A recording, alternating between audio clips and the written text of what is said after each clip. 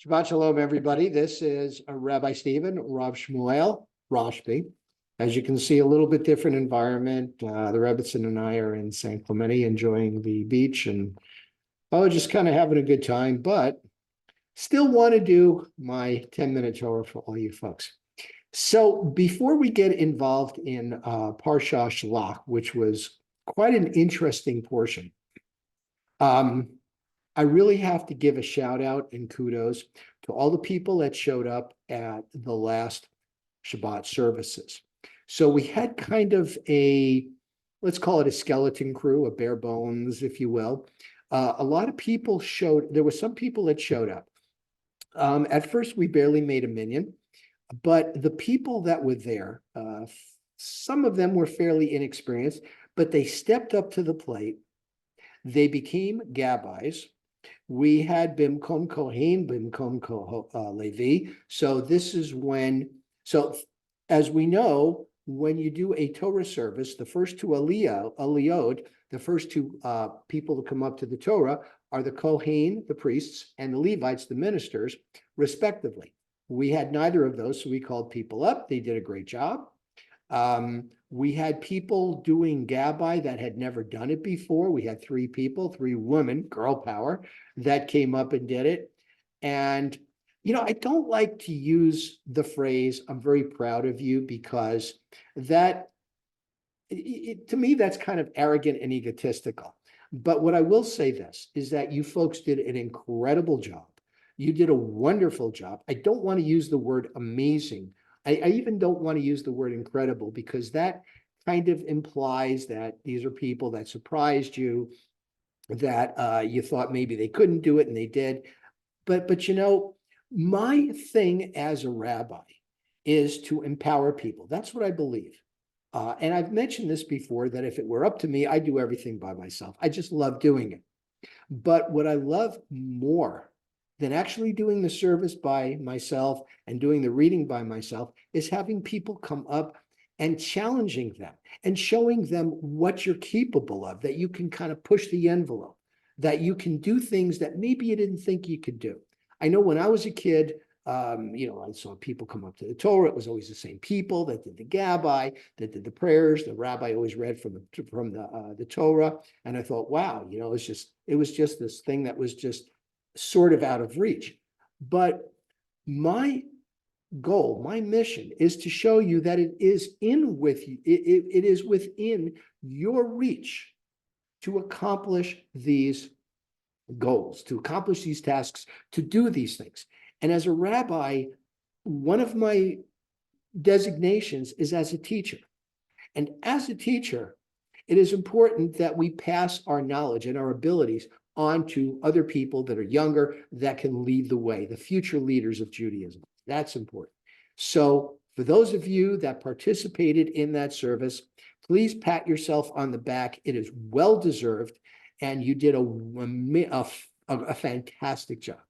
Okay, the other thing I want to say, and I know I'm kind of cutting into my Parsha time here, is I want to, a friend of ours recently died, Larry Amkraut.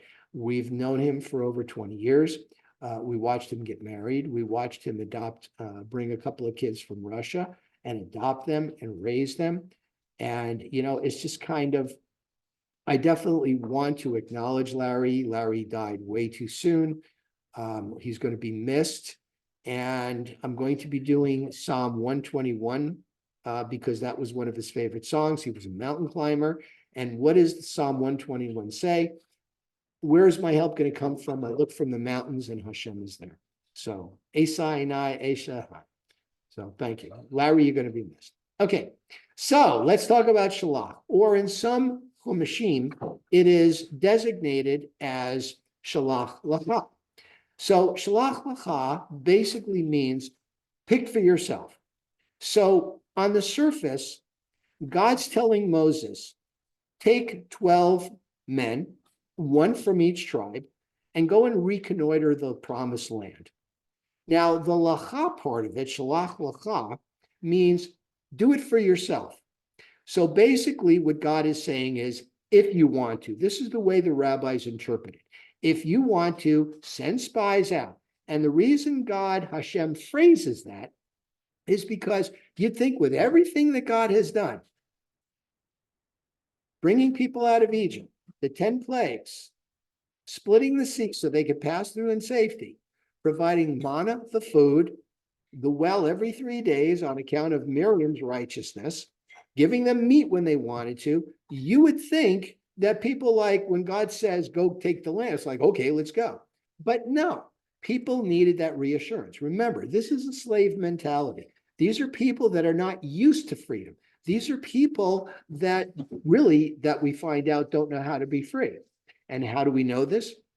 Because 12 spies, 12 one representative from each tribe goes into the land of Canaan to check it out. 2 of those spies, 2 of those people were Joshua, son of Nun, and this is where Moses changes his name. Had a situation in our synagogue, somebody wanted to change his name because he felt like his name didn't really reflect who he was. So Moses looks at Hoshea, puts a yud in front of his name, and Hosea becomes Yehoshua, because Moses kind of foresaw that Hosea, his protege, needed that extra yud hey, the protection of Hashem. Also, Caleb ben Yefuneh, who I believe was kind of married to Miriam, was another person that really was internally very strong and very spiritual, that saw what Hashem had done for everybody. And he's like, I've got that faith, I'm going to do it. The other 10 spies, well, here's what happened. They go in, they reconnoiter the land, they come back. And did they give a false report? No. They put a negative spin on reality. We see this today in our politics, right? People are putting negative spins on things. They come back and they say, wow, there's no way we can take the land. This is a hardy people that have, are able to farm in land that is not easily accessible, that is hostile to farming. And we were like grasshoppers in their eyes. And, we don't know that we can do this. Caleb and Yehoshua and Joshua come forth and say, what are you talking about? We have God's support. We should be able to do this, no problem. And the people are like, no, we can't do it. And God says, you know what? I've had enough. You people have tested me 10 times. Think of that number 10. 10 seems to come up. People ask, why do we need a minyan of 10 adults, to do a Torah study, to do a Kaddish, right? This is one of the reasons. Abraham said to God, will you destroy Sodom, Gomorrah, and Zeroim and the other 2 cities if there are 10 righteous men? God said no. Okay? 10 plagues, 10 trials of Abraham, 10 times that Israel tested Hashem in the wilderness. So God's like, they've tested me 10 times. I'm done. They were gone for 40 days, 1 day for a year. They're going to spend the rest of the 40 years, 39 more years in the wilderness. And it's their generation. Anybody over 20 is going to die out. And it's the next generation that's going to take the land. Now, just kind of as an aside, anybody who's into astrology, when they progress a chart, yes, I was into astrology for a while.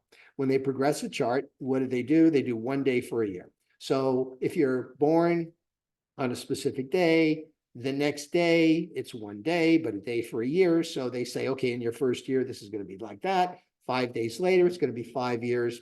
This is where they get it from, if anybody's curious. Okay. People freak out. They're like, oh my gosh, no, please give us another chance. And God's like, nope, I've given you 10 chances. We're done. So that's the way it is. So this is where a lot of the challenges are going to start coming in the book of Numbers. In fact, at the end of this particular portion, we have somebody that went out, was collecting wood on the Sabbath, and God said, and the people say, they bring him to Moses, said, this guy's out there collecting wood on Shabbat. What do we do? And Moses goes to God, and God says, you know what? Put to death. Now, some people say, well, that's kind of harsh for a guy that's out collecting wood. But here's the thing. Here's part of the midrash. This is why you need to interpret. You can't take Torah absolutely literally. You have to kind of look into it a little bit. Nobody gets capital punishment unless they've been warned and two people see him do it after they've been warned. Okay, so that's the implication here. Finally, we get another commandment. This is where we get the commandment to put the tzitzit on the corners of our garment. Why? Because God's like, these people have tested me. They need to be reminded all the time about the commandments. So you put the tzitzits on there, and the word tzitzit comes from the word tzitz, which means to gaze. And when you look at them, and because it says when you look at them, you only wear them during the day. Okay? All right. Shabbat shalom. Look forward to seeing you for services. We've got some great events coming up. Thank you for listening. Yes, I used the word Rashbi, Rav Shmuel, or Rabbi Shmuel ben Yehoshua. Hey, Beyonce's got one name, right? Right. Some of the other people, the other people. So Rashbi. Okay. Shabbat shalom. Thank you for indulging me, and we'll see you at services.